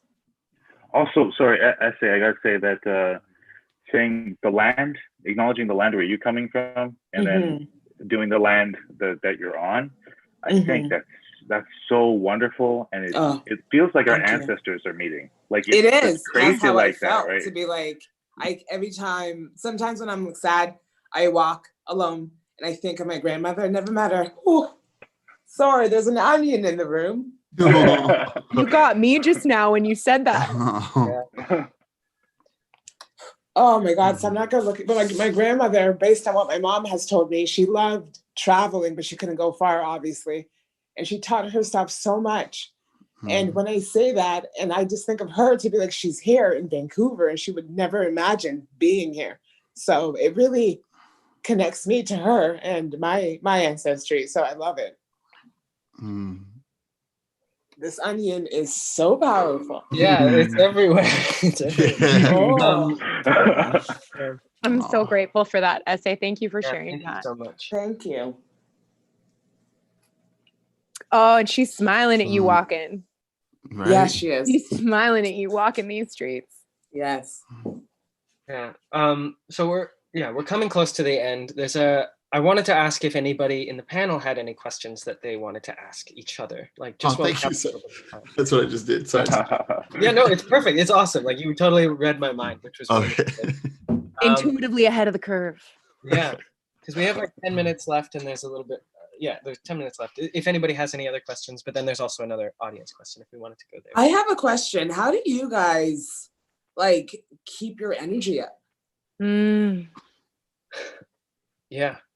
That's a good question. Punk rock. I made a punk rock band with Ben, and it shifted the energy from like destruction of public property to destruction of my drum kit, which was like a great way to channel that. Like I think when I was like in my early 20s, I was very angry, and I just didn't have the language for it yet. Like I didn't know how to talk about colonization. I didn't know how to talk about my relationship to this land and to the colonizers. I was just angry. I was just pissed off. And so like, did a lot of drinking, did a lot of like painful stuff.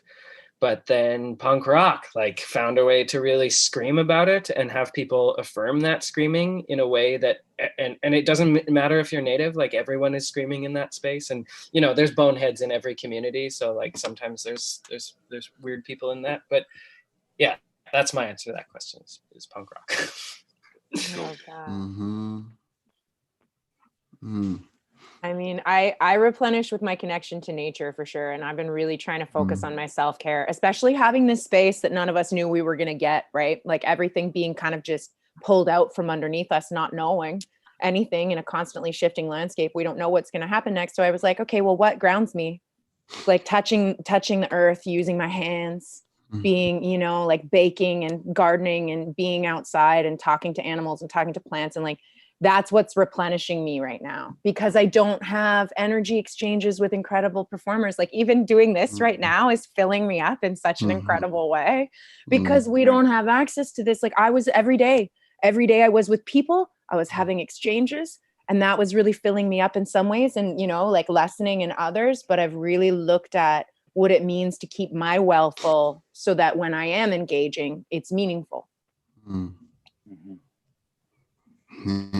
I guess I would say the same for my energy comes from I hate how this sounds but I guess I realized over the last few years being in service to people has really given me life. Like I really didn't know that was going to be like how I'm or what I needed. I thought I needed whatever Jay-Z's Big Pimpin' video has. I need a boat. I need champagne. I need those things. And that's going to be my life. But it turns out, no. And to Sarah's point, like I'm fortunate that I get to be in these spaces a lot because of the work that I'm doing. And it has been my battery. I didn't even know it would be. I thought it would really zap me, but it's really been like what's kept me grounded and able to like move forward, because I feel like I get to be of service and vice versa. People get to be of service and listen to me, and I get to be witnessed and heard. And that gives me like this other thing that I just I can take out into the world. When they take it away from me, it's okay. I have my reserves. So yeah, I would say those two. And then Coke, a lot of Coke. You guys have heard of this Coca-Cola? No. Cocaine. Yes. The coca plant. You chew it at high altitude. That's right. Don't tell your father, essay. Don't tell him we're doing it. He's here. Oh no. Oh no. Human exchanges for me. This was definitely what is an energy giver. I was lucky enough during lockdown stuff to be with my family, so that was nice to be. Couldn't imagine what like how my brain would work if I were alone during that time, right?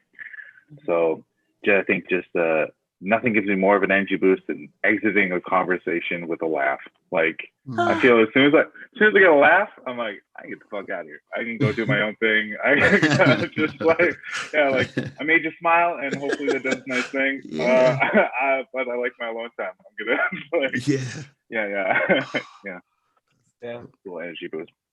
This is like kind of, I don't know, it's in a different, it's another energy thing or energy saving thing, which is comes from a deep Indigenous teaching that's taught across this land, which is the 7 generations, which is like everything you do, you have to consider the next 7 generations. Yeah, that's cool. Which in a morbid way for me means that like I will continue to fight even though I won't see the change. Like, but 7 generations from now, like this is for them. Yes. And 7 generations ago, like, the chiefs that signed the treaties, like all of my ancestors that survived residential school, like they did everything that they could for me to be here and talk to you. So that idea keeps me going too, because it's like, oh yeah, right, it's not for me, it's for them. But then, in the meantime, some punk rock. Now I'm crying.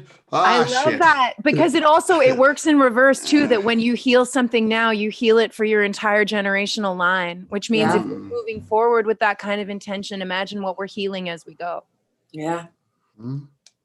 I love that talk. It's amazing. Yeah, go ahead. Oh no, you see the short-sightedness everywhere. You just see like someone thinking about it, even like their kids, not even their grandkids, not even maybe even about their kids. Like it's crazy to me. It's insane. Just it's nonsense. But sorry, go ahead, Todd. No, I was just there's one more audience question that I'd love to ask, and I think it might be interesting just before we close. It's any ideas for new improv rules or principles? Like an example would be yes and is an improv rule, but any new rules that can be used to promote decolonization? And I think like I kind of just said it with the 7 generations, which is like I think that's something like a rule that you should implement everywhere. And so, you know, when you're doing an improv scene, like, is this going to be good for the next 7 generations? Like maybe even that fundamentally will change how your relationship to colonization. But yeah, I'll use that for an answer if anybody has any other ones. One thing that really changed what was happening on stage for me, and I don't know, like everywhere is different, but check-ins. Check-ins before shows, I think should be rule and law.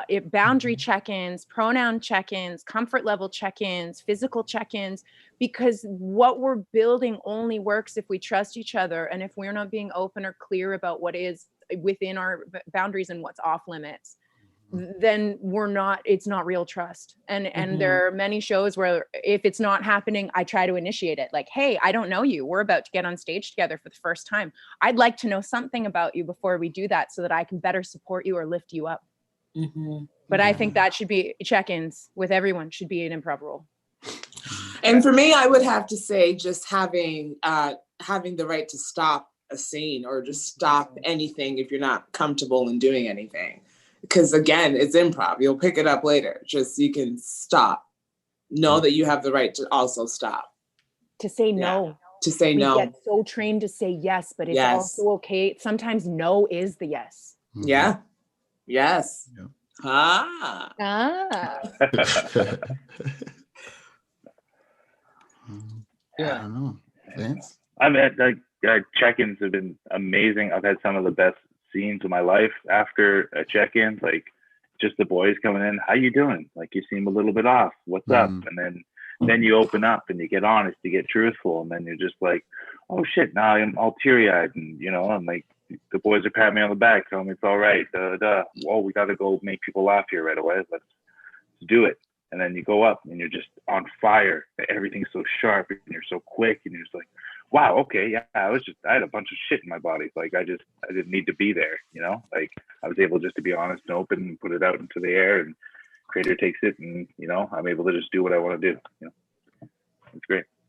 I love that. Yeah.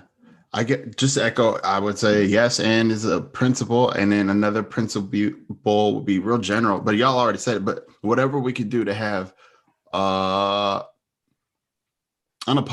trust within each other. Yes. Whatever, by any means necessary, whatever that group and that space needs to do to have actual trust as far as individuals can take it. Lord knows I still have my guards up a little bit at a time, but we're getting there. I still trust. And that needs to be valued way more than ticket sales, way more than whatever other things is valued. Can everybody trust each other and really feel it? That's the hope. I love that. So, you know, what's really become apparent to me is the roots of what this art form is, which it started from nothing, and you don't need anything but yourself to do it. Yeah. Yep. And we're kind of coming back to that in a very grassroots way of, you don't need props, you don't need costumes, we don't even need stages. And like shows in the forest, more of that, please. Like we just need ourselves, and to bring ourselves authentically and openly to those tables in support and trust. I think we have a real opportunity in that, especially now, to make it what we want it to be. Cool. Okay, well, this brings us to the end. Thank you so much. These are very valuable and important ideas and perspectives that you've had. This has been an amazing conversation. I'm so happy that you could all join me. I want to say that if you liked this and you want to donate to this, there's a donation that I brought forward, or a group that I brought forward, which is in Edmonton, which is called Camp Pekawewin. And this camp was created by a bunch of women of color, matriarchs that are using pre-colonial governance structures to house the homeless. They didn't ask for permission. They've done it. They are doing it, but they always need support. So if you want to support them, you can email transfer anything to them at BLMYEG, so Black Lives Matter YEG, BLMYEG @gmail.com with the note Pekawewin, and you can donate to them. And John, I understand you also have a fund, if you wanted to mention that or shout that out right now, if you want. The Black People in Comedy Fund, I'm assuming. Yeah. Is that the one? Because there's so many going on here. Yeah, Black People in Improv Comedy Safety Fund. Yes, that's it. Thank you so much. It's just so much happening in Minneapolis. I don't know which cause sometimes, but yeah, that's specific because we're talking about improv. Yeah, that one is because we know that Black people who are in the arts have just trouble driving to shows. We end up getting caught up in situations just because we're Black and we're trying to do this, and we have no answer to it except for quitting things or getting fired. This is a fun to just, at the very least, give us a little self-esteem and confidence to feel like, well, if I get pulled over while I'm driving to this gig, I know I'll be able to, like, you know, do what I need to do after I get locked up or whatever, you know, or if I need to stay at a hotel for safety reasons, I can ask them to help pay for a hotel or buy me some food, or somebody just is like going through the worst because they're in the rural area and they're Black and the whole town is just like really attack them. Here's some self-care money, like whatever it is you need to do to just get right. It is really just like signing off and saying, we support you, we hear you, as we all try to like build for this new future. And along the way, here's some healing for now. So that's what it is. Awesome. Cool. Beautiful. Yeah, everybody out there, feel free to donate to both of those things if you feel so inclined, and that would be great support for us. Yeah, thank you so much for coming, everybody, and this concludes the panel. And thank you, everyone. You've really lifted up my entire world. This is amazing. So thank you. Thank you for facilitating, Todd, and for your very Yeah. insightful Todd. questions and answers. I think it was so nice to be with you all. Mm-hmm. Yeah. It's wonderful to meet Well, everyone. Thank you you. too. You're also wonderful. Thank you. Mhm. And I'm available to all of you at any time for more of this, because I'll this bet. is really cool. Yeah. Yeah. So use me as a resource or connect with me as you'd like to. I'd love this. We're gonna do a Zoom sleepover. I'm dead serious. Yeah. Oh, down. Serious. good. We'll get our Minneapolis down. folks, Edmonton, Vancouver, Toronto. Yeah. I'm dead serious. I don't know if we're still on the air, but you guys. I'm down. Yeah. I'm super down. Okay. I'm. It's really gonna happen. Yeah.